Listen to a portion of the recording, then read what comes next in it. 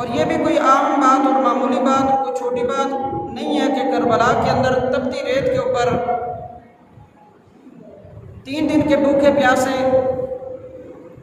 اور اپنے رب کی راہ میں قربانیاں دے رہے ہیں، اپنے ہاتھوں سے اپنے بیٹوں، بھتیجوں،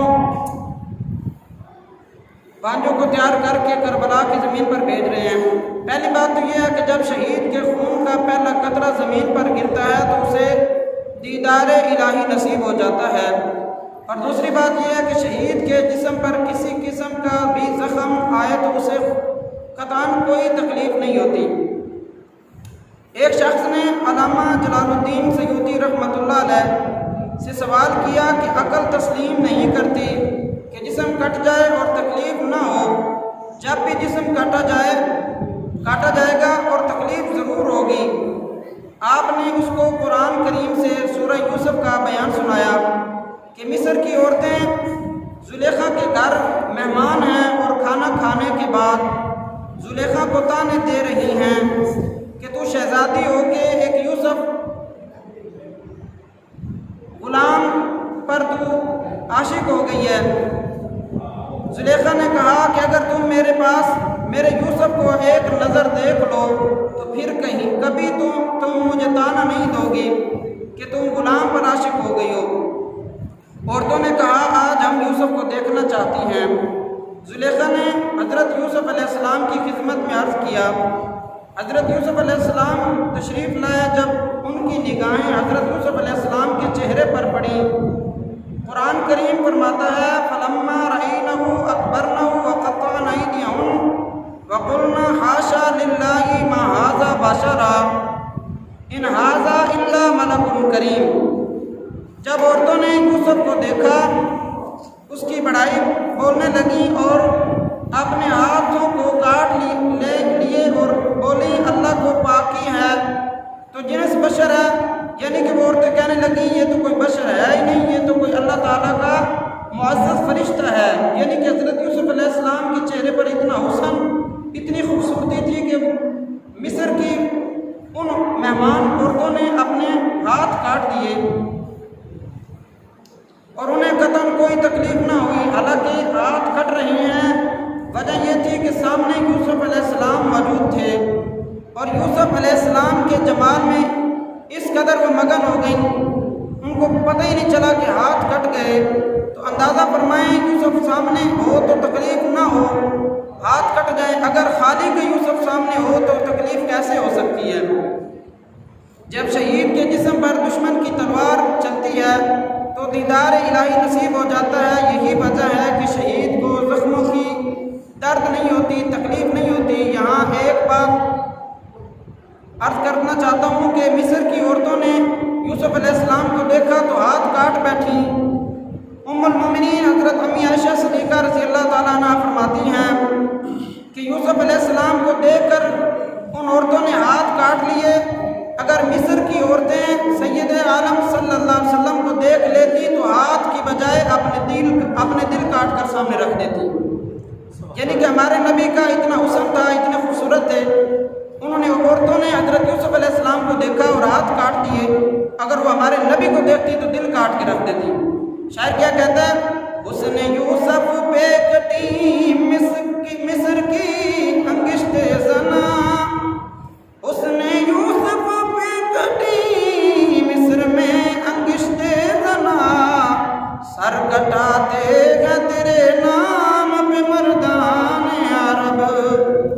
یعنی کہ مصر کی عورتوں نے تو ہاتھ کاٹ دیے، اور عورتوں کو تو ذہن کمزور ہوتا ہے، دل چھوٹا ہوتا ہے، جلدی وہ اس چیز پر توجہ کر لیتی ہیں، کوئی بھی خوبصورت چیز دیکھیں۔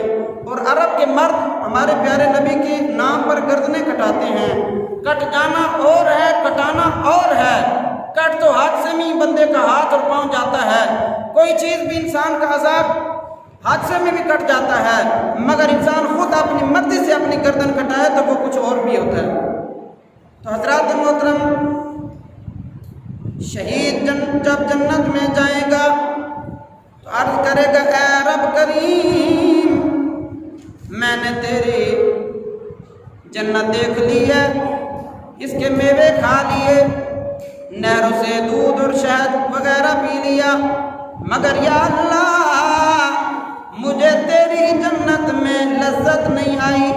پروردگار عالم فرمائے گا اے میری راہ میں جان قربان کرنے والے، میری جنت میں کسی چیز کی کمی ہے؟ وَلَكُمْ فِيهَا مَا تَشْتَهِي أَنفُسُكُمْ، اور جو تم خواہش کرو اس میں موجود ہے، یعنی کہ جو تمہارے دل میں ارادہ ہوگا وہ سامنے چیز تمہارے سامنے پکے بن کے آ جائے گی۔ شہید عرض کرے گا یا اللہ مجھے وہ لذت جو میدان جہاد میں دشمن کی تلوار کی دھار کے نیچے آئی تھی یہاں نہیں ملتی۔ میری خواہش ہے کہ مجھے پھر دنیا میں واپس بھیج دیا جائے، پھر میدان جہاد دشمن کی تلوار ہو اور میری گردن ہو، میرا جسم ہو اور میرا جسم ہو روشن، میرا جسم روشن، میرا جسم اور دشمن کی گھوڑے اور دشمن کی گھوڑے اگر میرے جسم پر چلے مجھے کوئی تکلیف، فرمائے اقتل قتل کیا جاؤں، ثم احیی پھر زندہ کیا جاؤں، ثم اقتل پھر قتل کیا جاؤں، یہ عمل مجھے تیری جنت میں پیارا، یہ عمل مجھے تیری جنت سے زیادہ پیارا ہے۔ شہید کے خون کے ایک ایک قطرے کے عرض حضور علیہ السلام کی امت کے 70,000 گناہگار بندوں کی بخشش کی جاتی ہے۔ شہید کہتے ہیں مالک مجھے جہاد جو تیری راہ میں نے جہاد کیا، دشمن کی تلوار میرے اوپر چلی اور مجھے تیری زیارت نصیب ہوئی، جو مزہ اس میں ہے وہ جنت میں نہیں ہے۔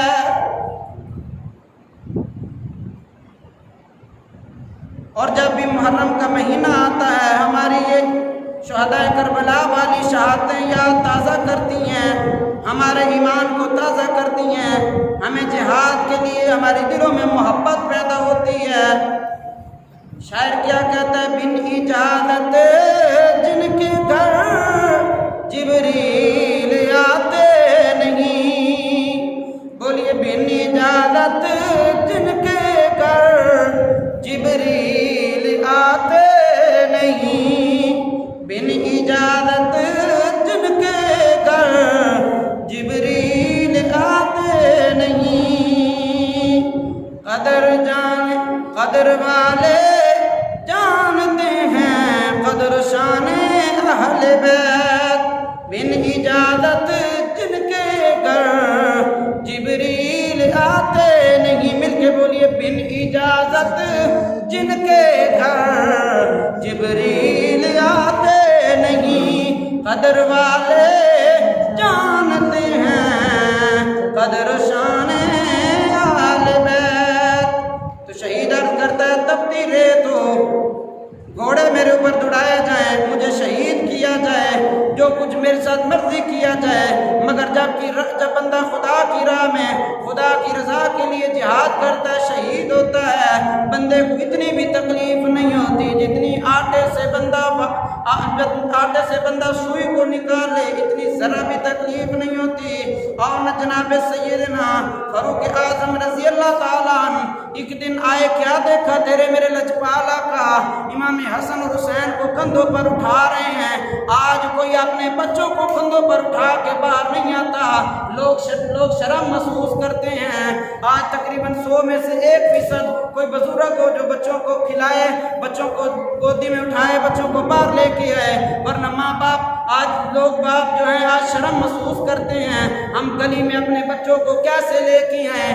نانا میرے مسلمان بھائیوں، تیرے اور میرے آقا اپنے امام حسن اور حسین کو گھر میں بھی کھلایا کرتے تھے، گودی میں بھی لیا کرتے تھے، اپنی زبان مبارک بھی چسایا کرتے تھے، ان کے منہ میں لعاب دہن بھی ڈالا کرتے تھے، ان کو جس سینے کی قرآن میں قسمیں اٹھاتا ہے علم نشرہ، جس سینے کا ذکر قرآن میں ہے اس سینے پر امام حسن اور حسین کھیلتے ہیں، اپنے قدم مبارک تک رکھتے ہیں۔ تیرے اور میرے آقا کندھوں پر اٹھا کے زلفوں کی انہیں زلفیں پکڑا کے گلی میں لے کے آئے۔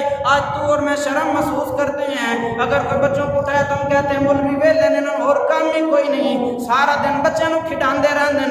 نہیں لوگوں بچے نو کھڈانا میرے آقا دی سنت ہے، اپنے دوترے نو کھڈانا، پوترے نو کھڈانا۔ آنا میرے تیرے نبی اپنے نواسے کو اٹھا کے گلی میں گھوم رہے ہیں۔ حضرت فاروق اعظم نے عرض کی اے محبوب یہ سوار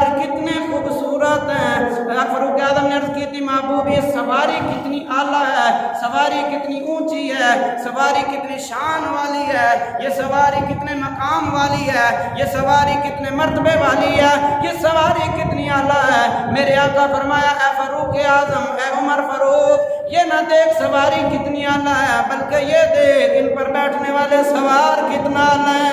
سبحان اللہ۔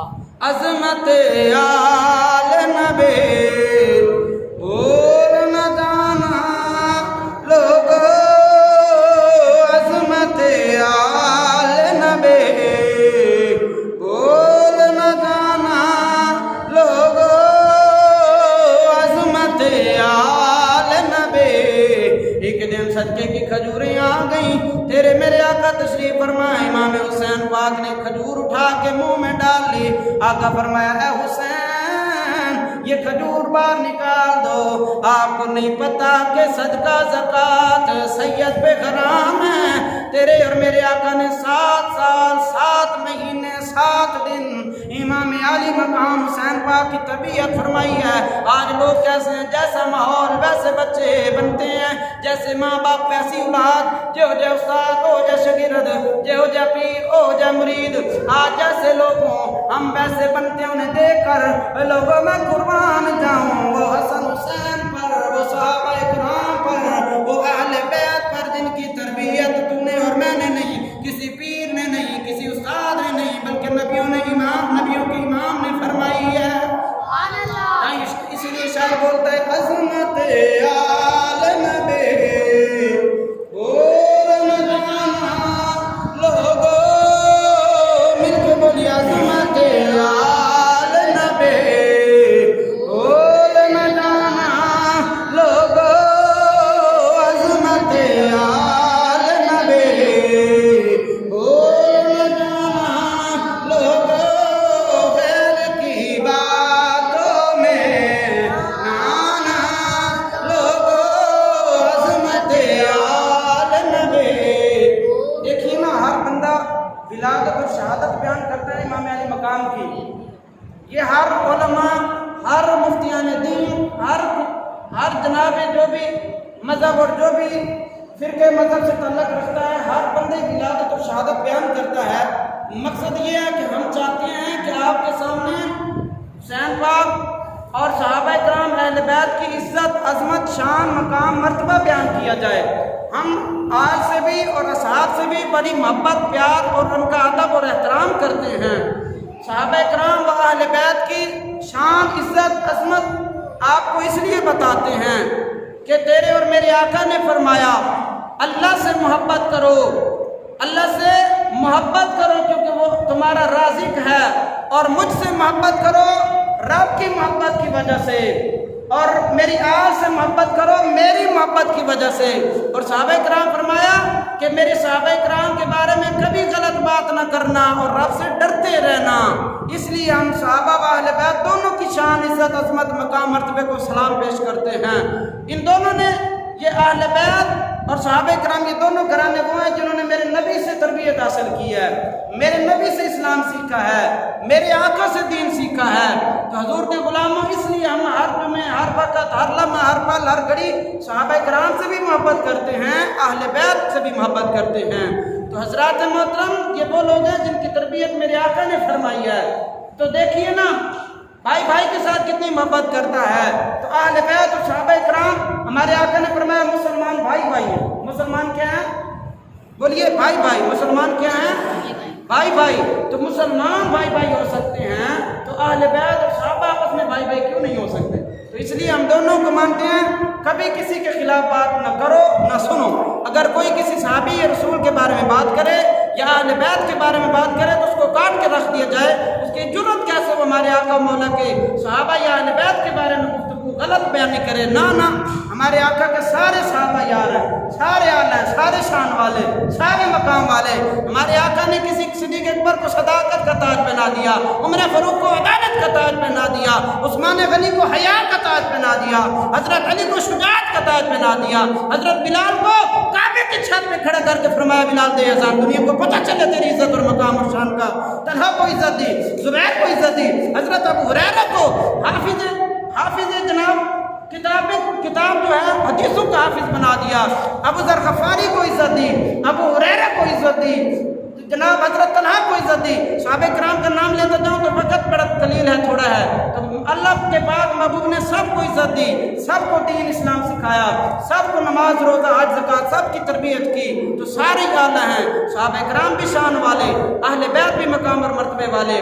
حضرات محترم، ایک بزرگ دیکھو نا حضرت حسین پاک کی شان، ایک بزرگ وضو کر رہے ہیں، مسجد میں پانی کم ہوتا تھا، جیسے آج ٹوٹیاں وغیرہ آج جناب یہ سہولتیں ہیں، اس وقت یہ سہولتیں نہیں تھی، ایک مشکل سے پانی کو ہوتا تھا پڑا ہوا رکھ رکھ دیا جاتا تھا، اس سے وضو کرتے تھے۔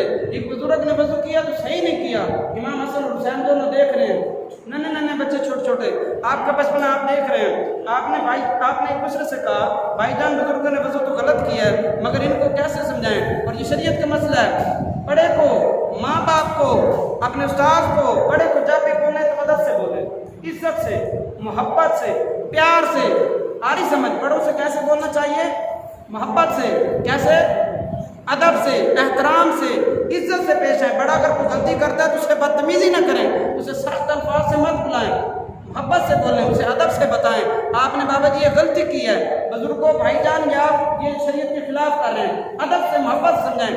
اور اگر کوئی چھوٹا غلطی کرے تو بڑا اس پر سختی کر سکتا ہے، استاد اسے ڈانٹ سکتا ہے، ماں باپ اسے مار سکتے ہیں، بلکہ دوسری میں گھر میں کوڑا لٹکا کر رکھو، کوڑا چھوٹی ڈنڈا پہ کوڑا لٹکا کر رکھو، کیوں کہ بچوں کے دل میں ماں باپ کا خوف ہو۔